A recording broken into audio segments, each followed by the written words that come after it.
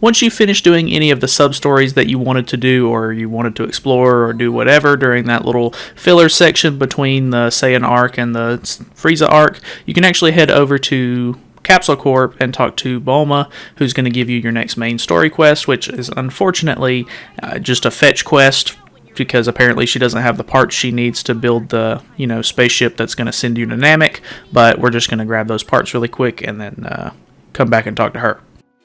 So she's going to tell you, just to make sure that you don't have anything else to do, that if you have anything that you want to do before you head to Namek, because you won't be able to come back for, the rest of this little saga, you need to go ahead and do it now, just in case. I went ahead and checked my map to see if there was any more sub-stories or anything like that, and I've done them all so far, so I jump on her head for some reason, and then, we talk to her again, and we set out to Namek. Once we arrive, we get to see a couple of different cutscenes where it kind of sets us up to meet Frieza, who is, the big bad guy of this arc, and he's basically just running around Namek and killing all these villagers and stuff, trying to get all of the Namekian Dragon Balls, so that way he can wish for immortality. So, pretty much the basis is we're going to have to take down him and his henchmen. Obviously, we have Dodoria and Zarbon here, who are his two right-hand men, and so after that, we pretty much get to play as Gohan with his magnificent bowl cut. Pretty much all we're doing as Gohan, though, is we're killing a couple of Frieza's henchmen that end up stumbling across Gohan, Krillin, and Bulma at the ship. So after we take them out, it actually lets us play as Vegeta for the first time. So I thought that was really cool. He's in his, original Saiyan armor and everything. So very cool. Frieza ends up sending one of his henchmen named Kui over to try and kill Vegeta because he knows that he's going to be a threat, and I guess they're sort of nemesis to each other anyway. So as you encounter Kui, you pretty much absolutely destroy him, because I guess this is more of like a scene where it's like, hey, we're going to show you how much Vegeta has improved and gotten stronger since the end of the Saiyan arc all the way up to this moment, I guess. So you get to see this really cool scene where he pretty much just absolutely destroys Kui, so neat visuals. Very cool. Shortly after that, we get a cutscene where we actually get to see what Goku's been up to. Apparently everybody fills him in on, the boys going to Namek to get the Dragon Balls and everything. So he goes over to Capsule Corp and talks to Dr. Brief so he can build him a spaceship, and he ends up putting a bunch of training equipment and stuff like that into the spaceship so that way he can get powerful and stronger, so that way, he can take down Frieza, he's been told is a really strong enemy. Hopping back over to Namek, we see that Frieza has been going around to the different villages, obviously, and, killing any Namekians in his way.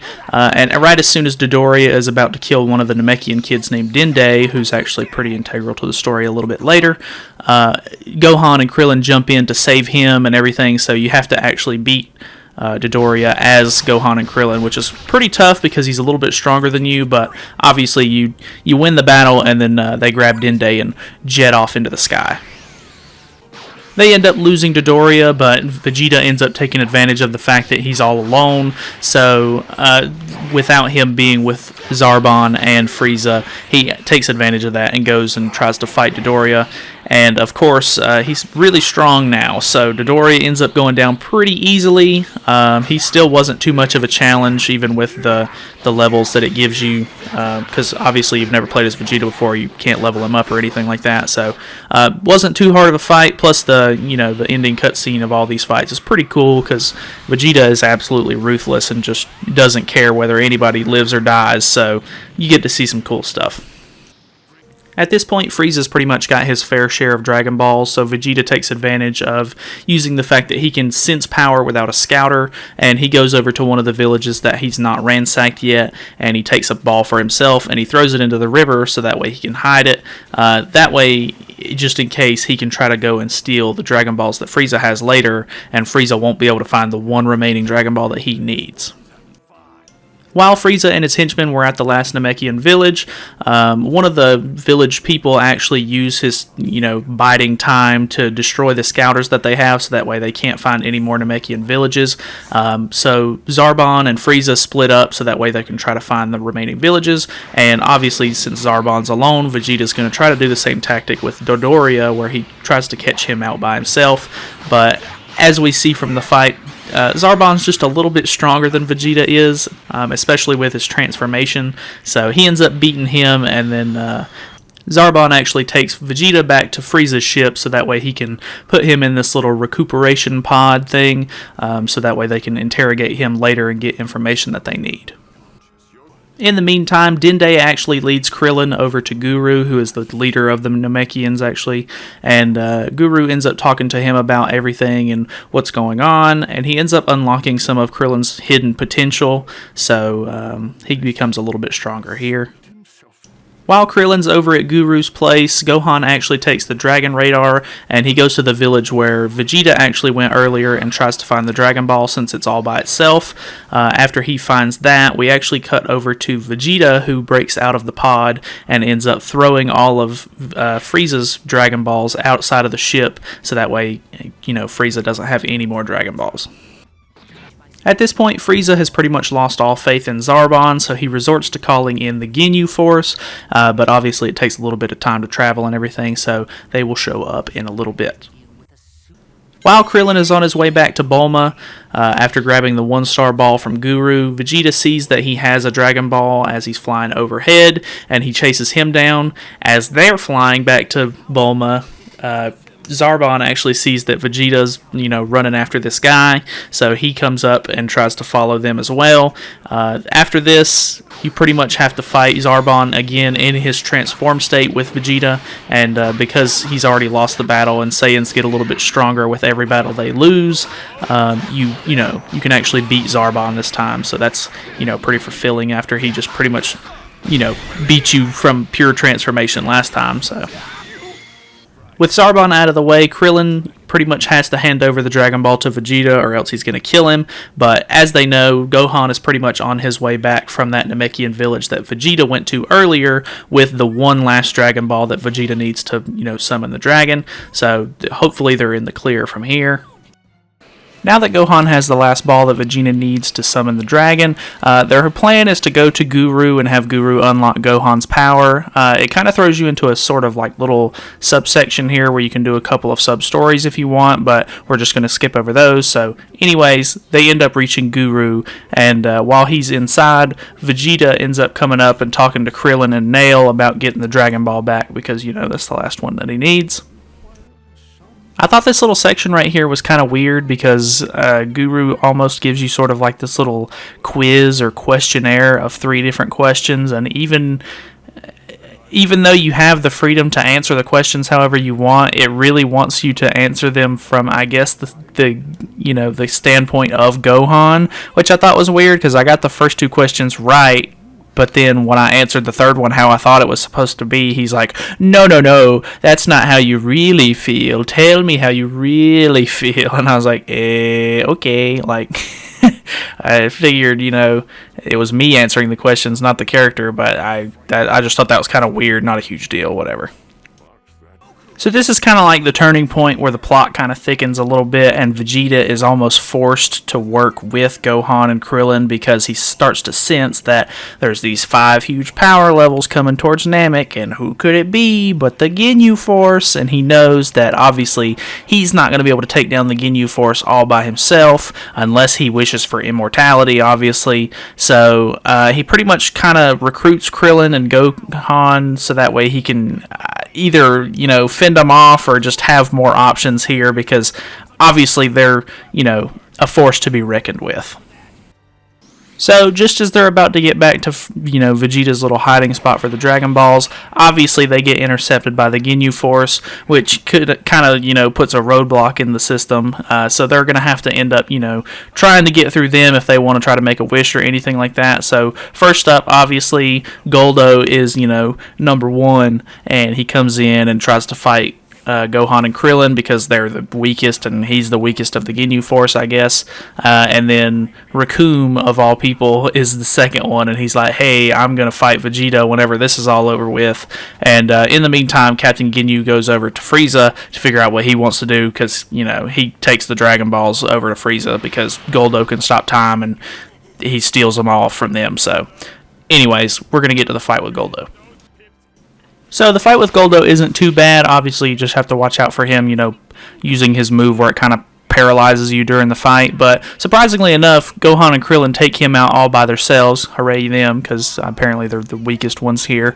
So then obviously Recoome is like, alright, well, we're done playing around. I'm going to fight Vegeta now. So you use Vegeta as your main character, and you have the boys as your support characters, so they can, do moves and stuff to kind of help out the fight. This one was pretty cool, but obviously in the end, none of them are strong enough to beat Recoome, because he's, a big brute, I guess. So this is kind of where we get back into the whole Goku coming to save us kind of thing.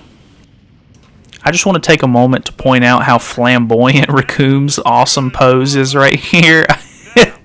Gets me every time. So, really quickly, we're going to cut over to Frieza and Captain Ginyu. At this point, obviously, Frieza tries to wish for immortality, but because the Namekian Dragon Balls only work if you speak in Namekian, which they don't know yet, he obviously doesn't get his wish fulfilled, and they need to get a Namekian, or they try to go talk to Guru to figure out why they can't use the Dragon Balls.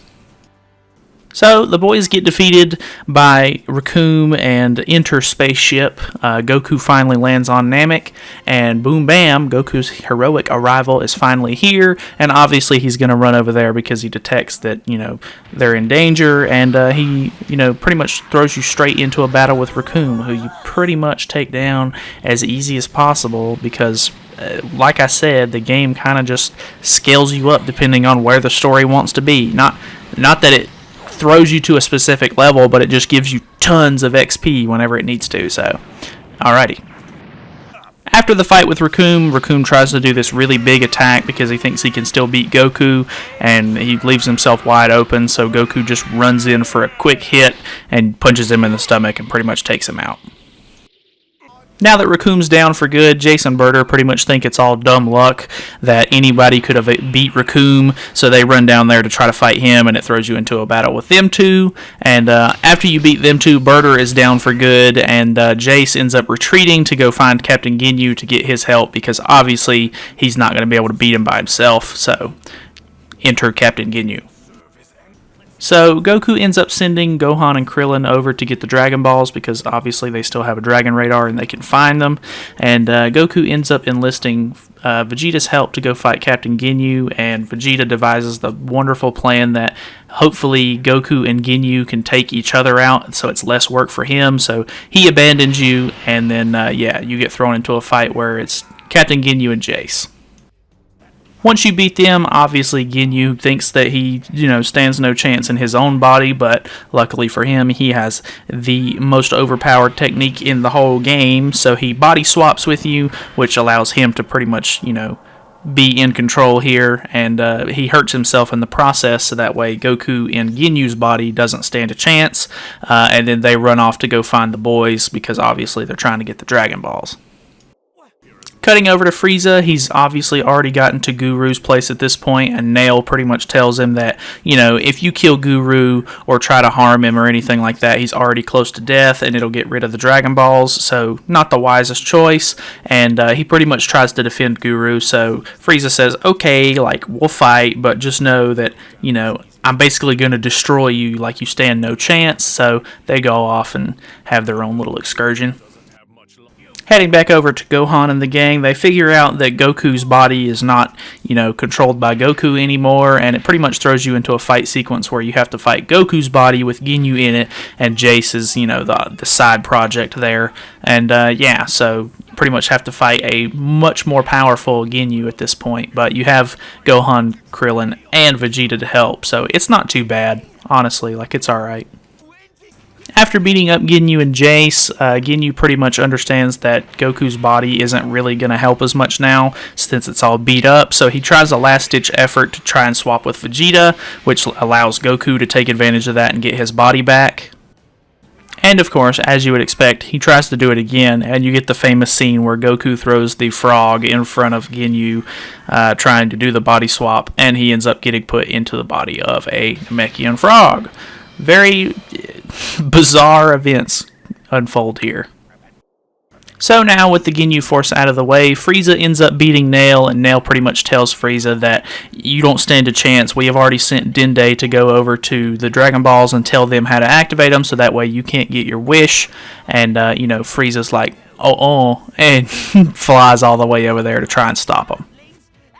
But the problem being that Goku's body is now pretty much out of commission because it's gone through so much, fighting and activity in the last little bit. They put him inside of a little regeneration pod on Frieza's ship, so that way he can try to recuperate for the battle with Frieza. And in the meantime, my favorite part of Gohan's whole legacy is that Vegeta gives him and Krillin the battle suits with the Saiyan armor, and I don't know why, but that's my absolute favorite outfit that Gohan ever wears. Is him with the little bowl cut and him having the Saiyan armor, which I don't guess it's Saiyan armor, but it's Frieza Force armor. But either way, I like it a lot. Now, because the group doesn't know that Dende's on his way, they try to go out to seek either Guru or one of the other Namekians to try to help them get the Dragon Balls, but they actually intercept Dende on the way, and they head back to make their wish, which is a big moment, actually. So the boys take the Dragon Balls and try to get them away from Vegeta because obviously they know that he's not really, trustworthy. So they're trying to get far enough away to where he won't wake up and try to wish for immortality.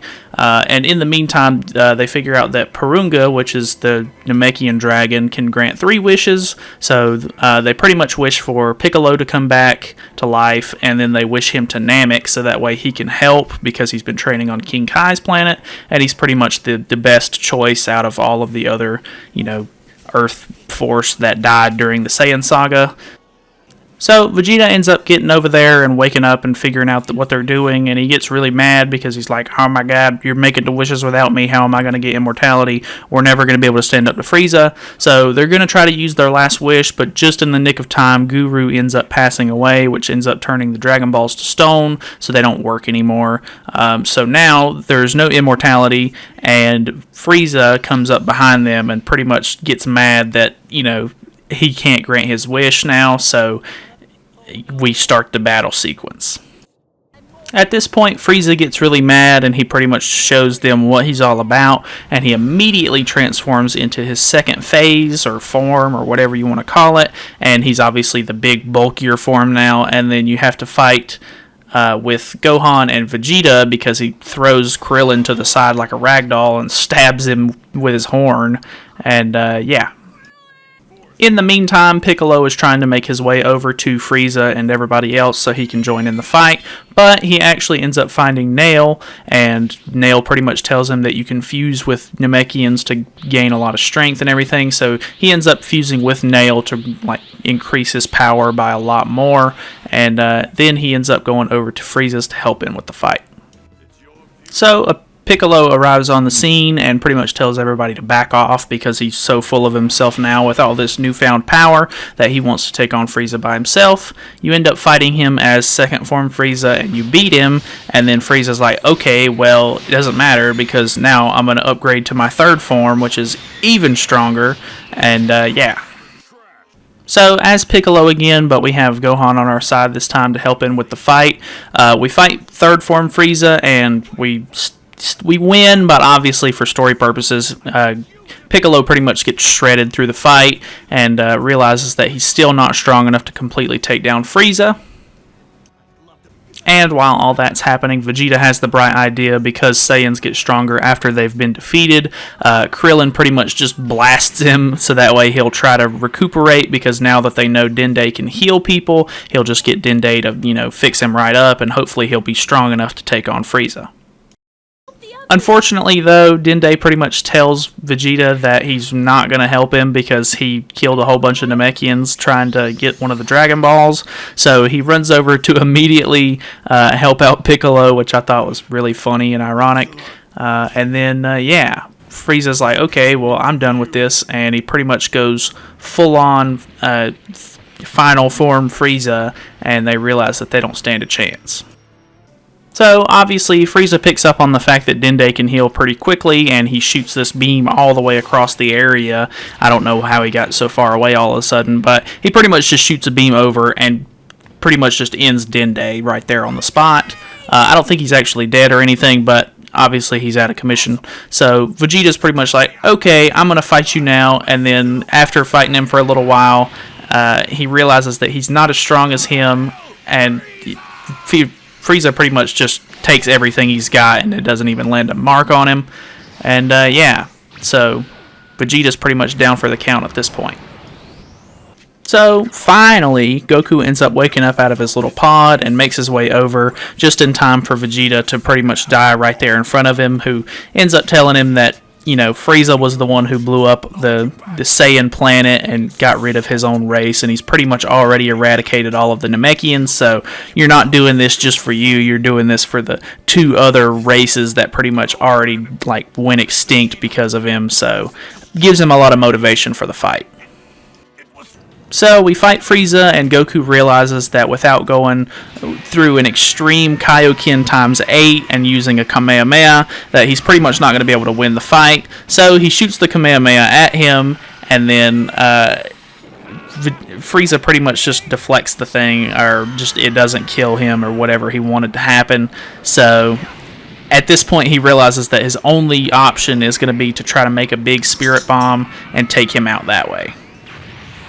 So, with everybody else jumping in and trying to distract Frieza long enough for Goku to actually pull the Spirit Bomb technique off, he finally throws it and he crashes it into, you know, the planet with Frieza, and he falls into the water and everything, and they think that he's dead. So, as he, you know, everybody's getting all happy and everything that he's finally gone, he pretty much just floats down from the sky, and he's like, alright, like, I've had enough of this, and he pretty much just on the spot kills Krillin, which obviously is enough motivation to turn him into a Super Saiyan, which is probably the grandest moment of not only the entire arc, but definitely the game so far. I would be willing to bet, because I've already seen Z and know how most of it plays out anyway, I would say this is probably the biggest moment in the whole game.